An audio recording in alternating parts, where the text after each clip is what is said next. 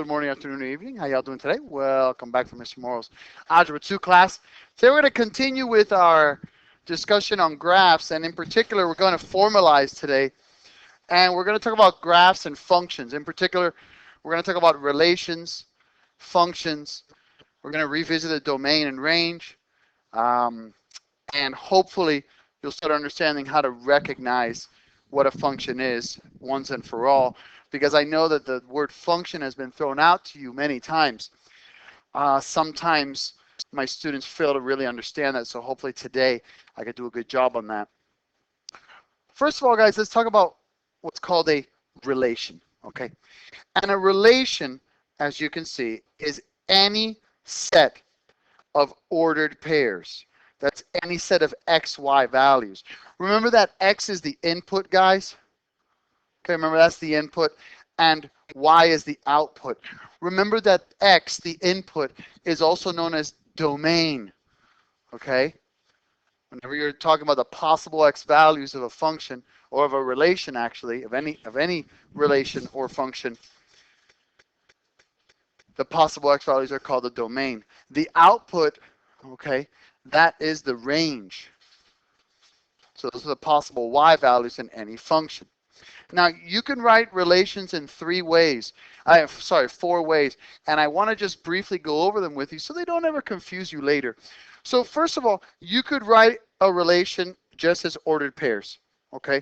So as you can see here, you've got 1, 8, 1, 4, 2, 9, and 3, 2. Just so you can start understanding, the domain for this particular relation, would be what? What are the possible x values for this particular relation, gentlemen? 1, 2, and 3. 1, 2, and 3. So that would be my domain. What would the range be, guys? What would my possible?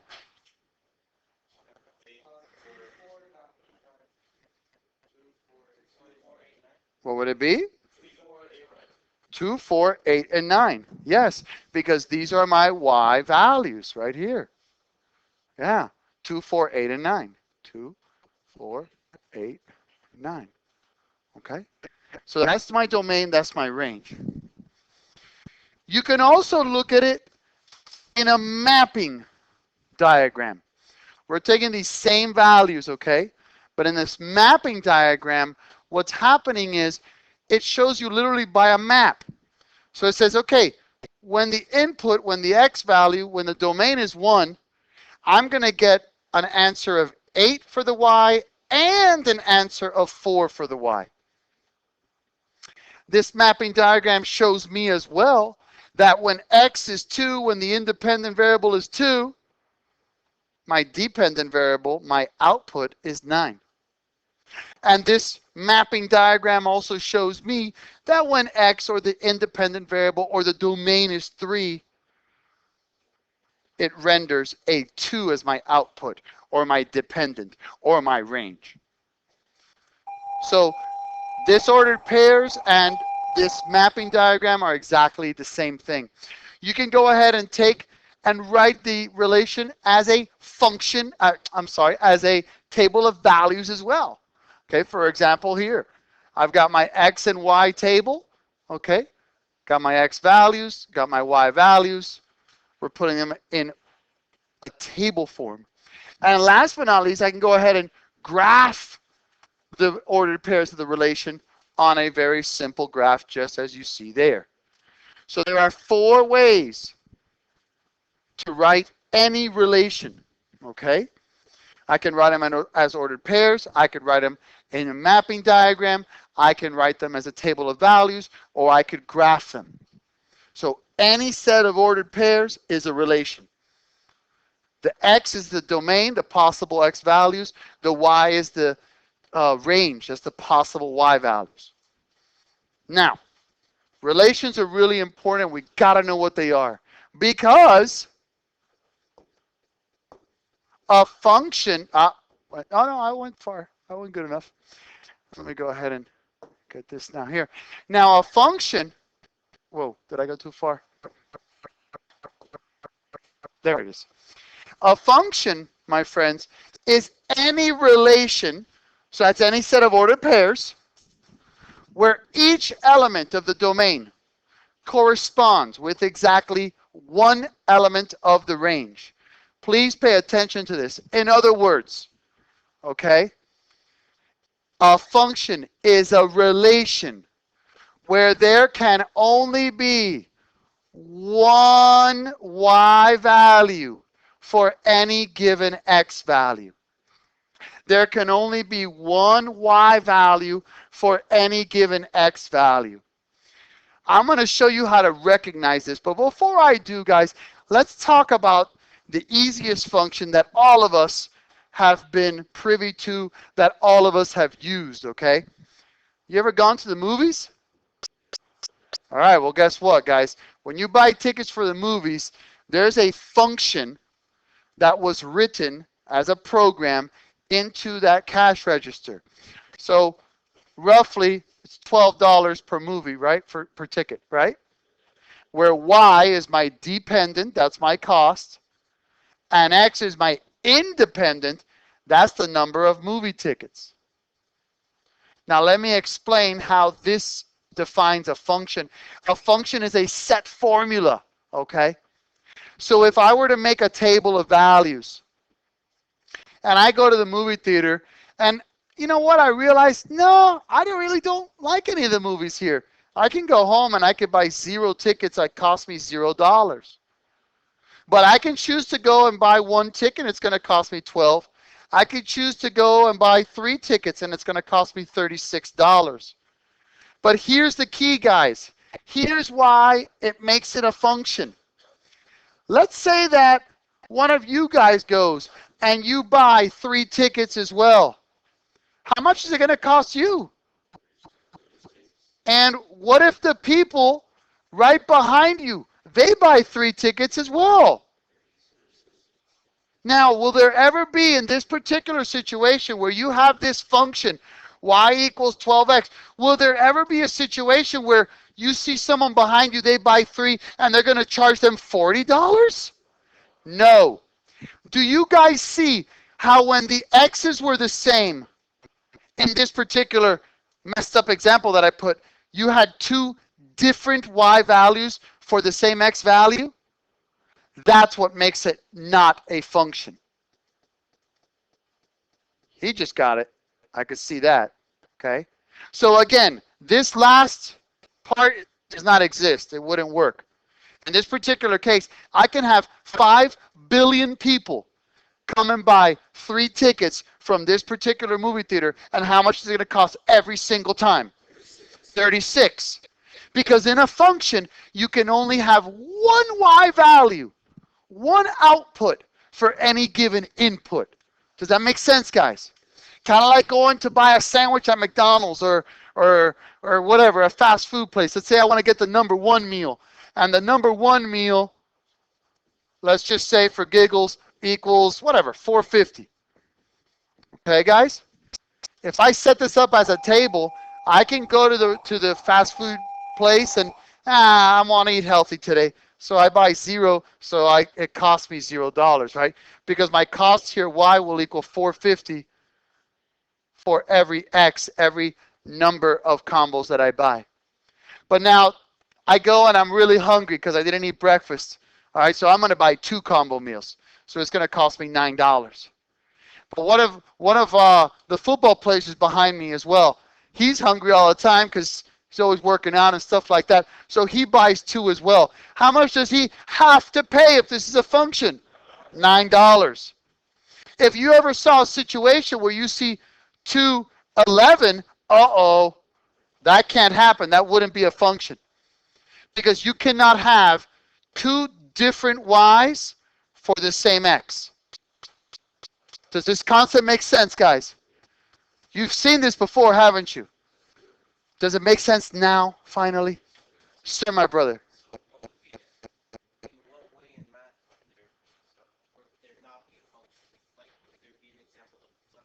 There's all sorts of things that are not functions. For example, a circle. Let's say that x is 2 here.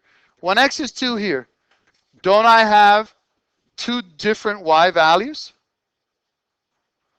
So a circle's not a function. Okay? Now, we're going to get into recognizing all of that stuff right now. Great question. Thank you so much. Yes, sir, my brother. Sure, you can have a function with a negative integer. Y equals negative 3x plus 4. That's a function because every time x is one value here, you're only going to get one y value.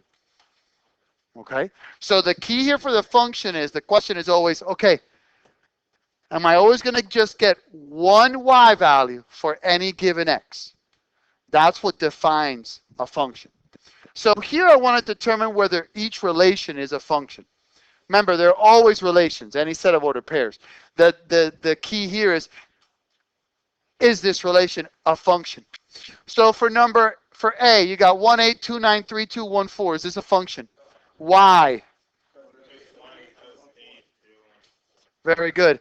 Because in a function, you can only have one y value for any given x. And when you had x was 1, you had y was 8, but when x is 1 again, you had y was 4. That's a no-no. That's not a function. How about B, gentlemen? Yes, it is. 1, 8, 2, 8, 3, 8, 1, 8.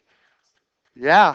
Now, you may be saying, whoa, Moro, you had different x's for the same y. So, you can have that. What you cannot have is different y's for the same x. This function right here, guys, is a y equals 8 equation. And if you remember this from Algebra 1, it's a horizontal line going this way. That is a function. Okay? So you can have different x's for the same y, but you cannot have different y's for the same x. Does that make sense? Correct. Well, slope of 0 is a horizontal line. Undefined would be not a function because when x is 4, you're going to have different y's. Thank you, my brother. How about for C, gentlemen? No. So this one was yes. This is no. Why? Because when x is 1, y is 8 or 9 or 2 or 4. You cannot have different y's for the same x. How about D? Yeah. You don't have any repeaters there with different y's for the same x. How about number 4? E. How about letter E? No. Because when x is 1, y is 5. When x is 1, y is 9. That's a no-no. You can only have one y value for any given x value in a function. How about for F, gentlemen? How about F? Yeah, that's a big fat no, my brothers. This one would have to be a no. And why? Because when x is 4, y is negative 1. But when x is 4, y is 1 as well. So that's no. And last but not least, how about G? Yeah, that is a function. Because, yes? Now remember, you have a negative 7 as an x. But you don't have a negative 7 again. And then over here at the end, you have a positive 7. They're different x values. Different x values can have same y's. Okay? But you can have different y's for the same x. Remember, you can have different x's for the same y, but you cannot have different y's for the same x. I'm very proud of you guys. Okay, we already did that.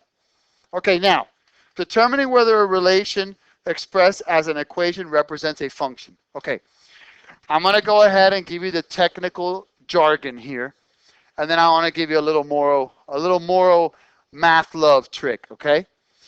When a relation is expressed as an equation, you must verify that there is only one y value. Remember, there's only one output for any given x value, any given input. My bad. Please change that. X is the input. Come on, Moto, pay attention. So simply test one x value. If it renders, or in other words, equals 2 or more different solutions for that same x value, then it is not a function. We're going to go through all of it mathematically. However, let me just give you a trick, okay? If you ever have a y squared, it's not a function. If you ever have y equals a plus or minus x, not a function. If you ever have y equals a uh, a square root, okay, a square root with a plus or minus, it's not a function. This doesn't eliminate every type of non-function, but darn it, it does a really good job of eliminating most of them. If y is squared, it's a no. If y equals a plus or minus x, it's a no. If y equals a plus or minus square root of x, it's a no. Let me explain why. For a, is y squared? It's going to be a function. How do you know, Moto? Well, plug in a value. When x is 1, what's y? Y equals -1. Is that ever going to change? If x is 1 a billion trillion times, is that ever going to change? So you got one y value done. Now, right off the bat, if you ever saw us on the SAT B, yeah, it's no right off the bat. But let me prove to you why, my brothers. You know I like to prove things. When x is 1, what's y? Right. It's plus or minus 4.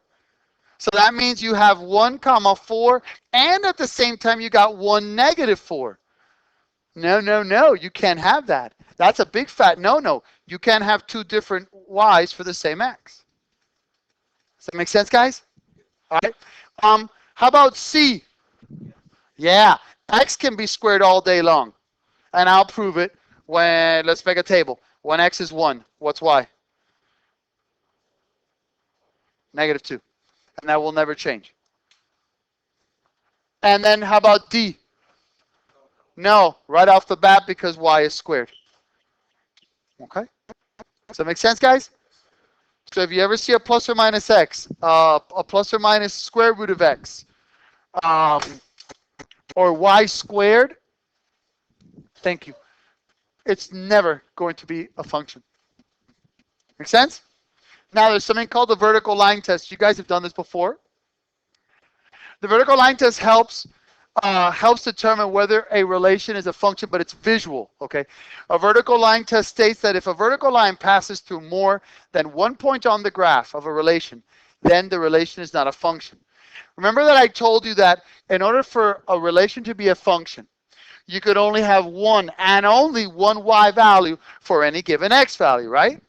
Well, let me show you how this vertical line test works and why it works so well. Let's say I go ahead and... I love technology. Okay, so let's try it again. Let's see if this could work this time. All right. Okay, so at this particular x, guys, I don't know what value this is, but there's an x value here, right? Doesn't it just hit 1 point on the graph? So that means it's only one ordered pair, right? So for this x, you have one particular y and only one particular y. Do you see that, my brothers? So this is a function for sure. Now, how about this guy? Vertical line test. Fuagata. At this x, don't I hit one y here and a second y here? Can I have two different y's for the same x? So this is a big fat no.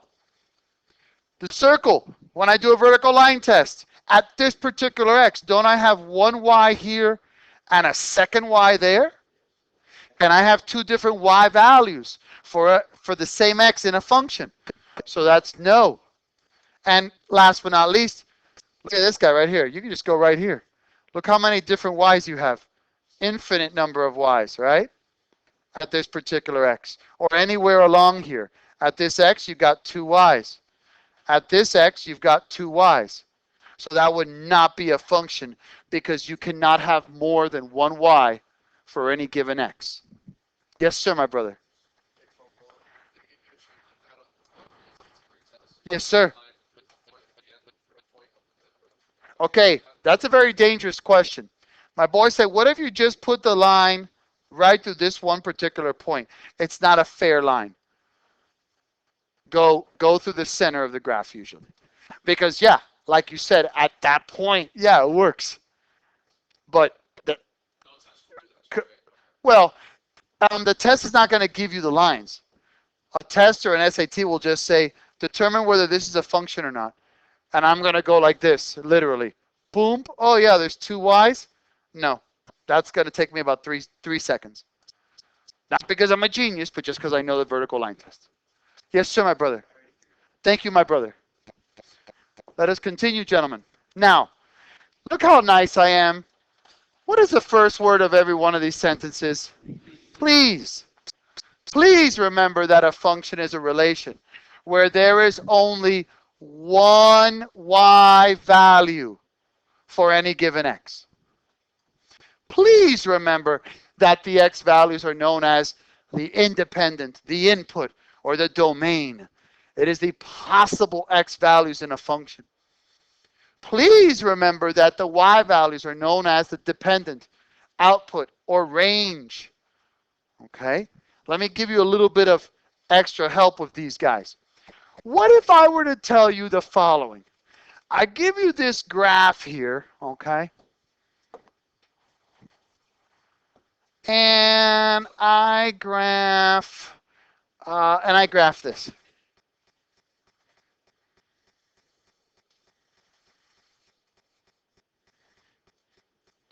Let's say right here. So this is -4. That's my lowest point right here. Okay, I want the domain and the range. Okay. When you're looking at domain, guys, you're looking for possible x values.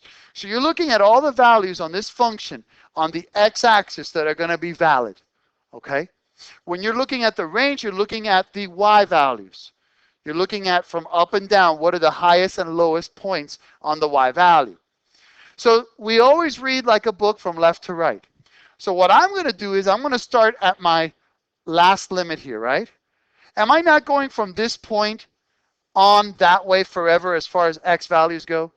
Because at this x, don't I hit a y here, and then I hit a y here at this x, and then here, and then here, then here, then here, here. Do you see what I'm doing? At every x value, I have a y. And isn't that going to keep going on forever and ever? What's the lowest value of x that's valid on this graph?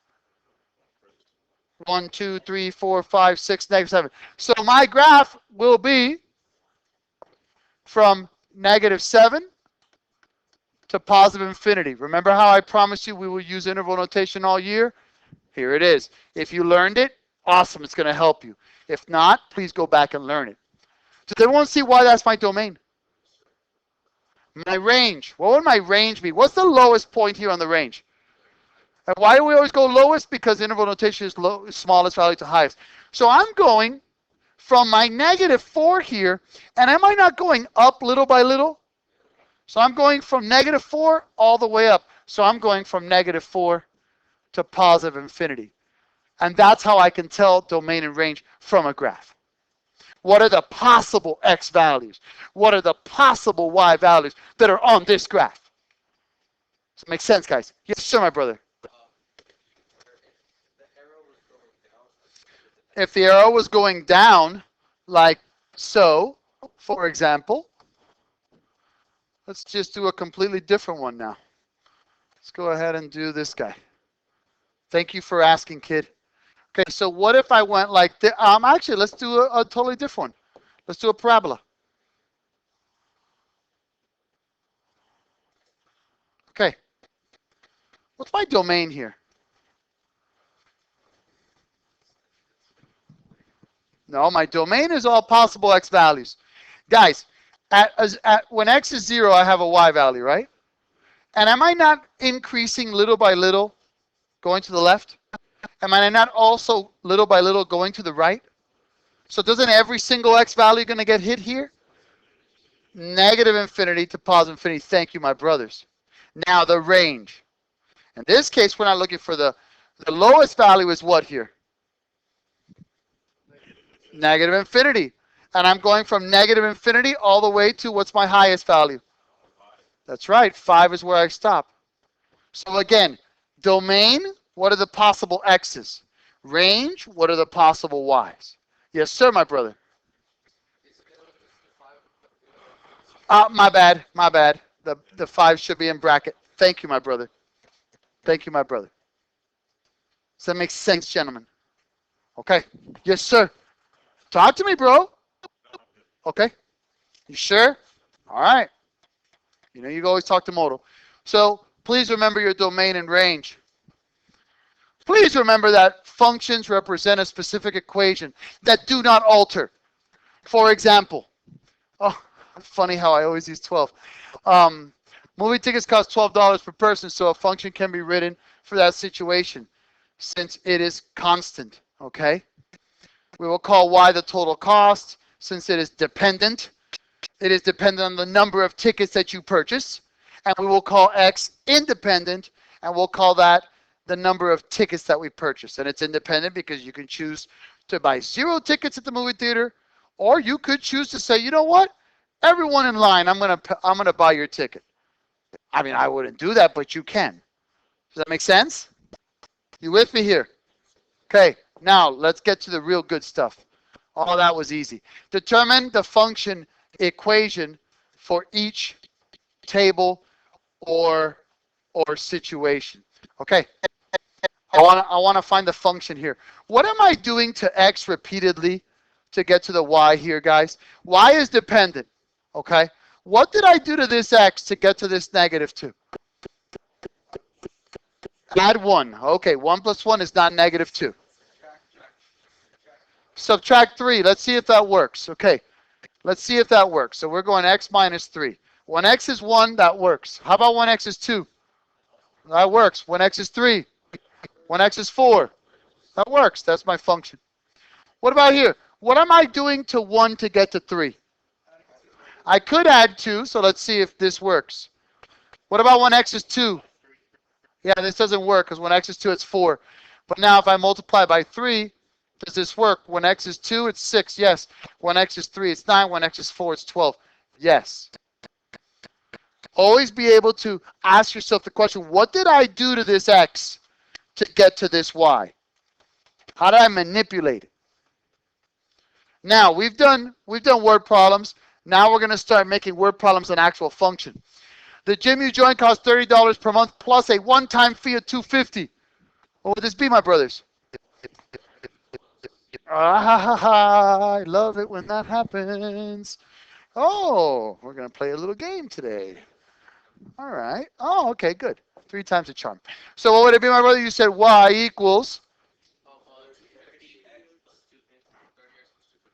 30x plus 250. What does y represent here?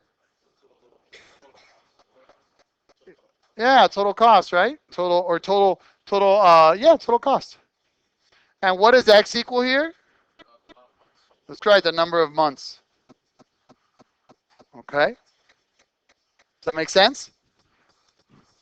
How about this guy? ABC cell phones charge $20 per month for unlimited use of the phone. What would this be? Y equals 20x. Heck yeah, buddy. Heck yeah. Where y is the total monthly cost. And x is the number of months. Very good. All right. Listen up. I'll rearrange the calendar again. We were not able to finish this, and we're almost there. So we'll finish this up tomorrow.